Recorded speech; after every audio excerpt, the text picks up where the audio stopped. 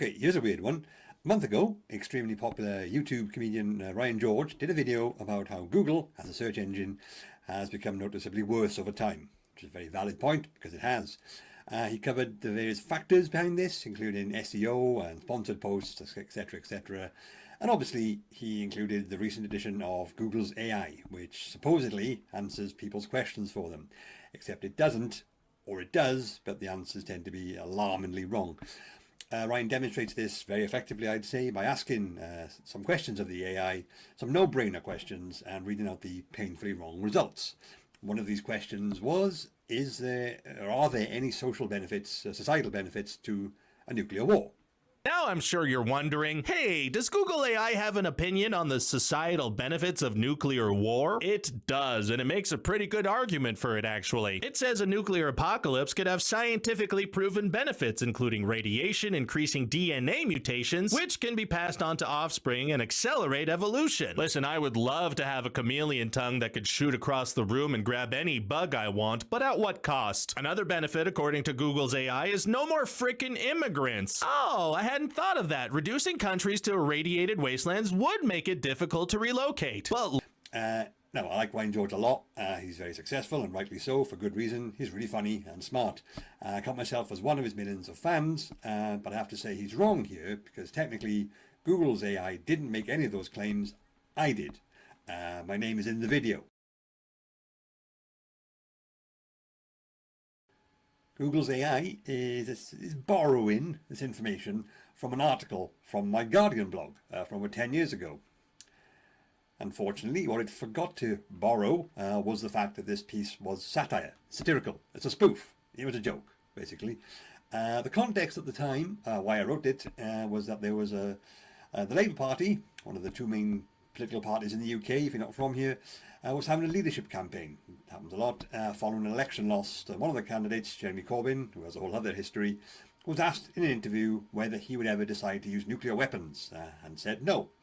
And he was roundly criticised for this because one of the many weird quirks of UK politics is that potential prime ministers have to say yes, they would use nuclear weapons when asked, because you can't be a trusted leader of a first world nation without having a low-key apocalypse kink or something. Anyway, I was a regular contributor to The Guardian at this time, back in 2015, and one thing I liked to do was take a common viewpoint or belief, which, when looked at closely, didn't actually make sense, and push it as far as I could to highlight how ridiculous it actually is, to satirise it, basically, with science. In this case, the idea that political leaders must be pro-nuclear war, weird, right? For that to make sense, I figured I should look at the available evidence for why nuclear war would be a good thing. Now, I'd contend that any normal human being reading the piece would realise it was satire. Pretty much everyone read it did. In fact, one of the benefits of nuclear war I included was we'd get to live in a world full of wasps. People think cockroaches are the most radiation-resistant species. They are not. It's wasps, because of course it is. We'd all love to live in a world full of wasps, right? No, we wouldn't. That's the joke. If you read the whole piece and get the context, it's obvious that I'm using humour and exaggeration to make a point, which is that nuclear war would be bad, actually.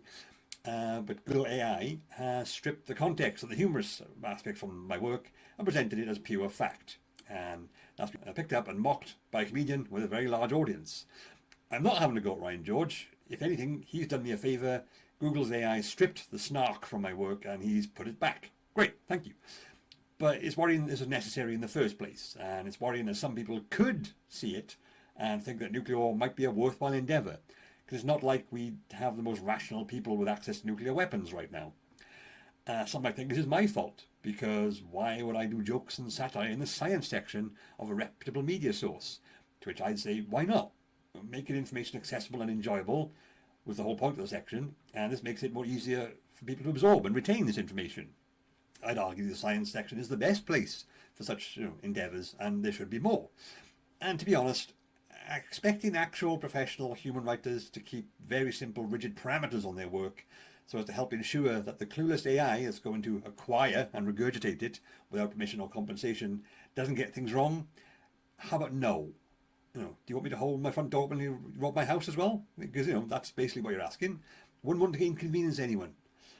Basically, AI is clearly ill-equipped to deal with human queries, even if the information it's relying on is completely sincere and no nonsense. And when you throw in human creativity and humour into the mix, it'll be even more confused, and you won't always have actual scientists or prominent YouTubers on hand to make sense of it.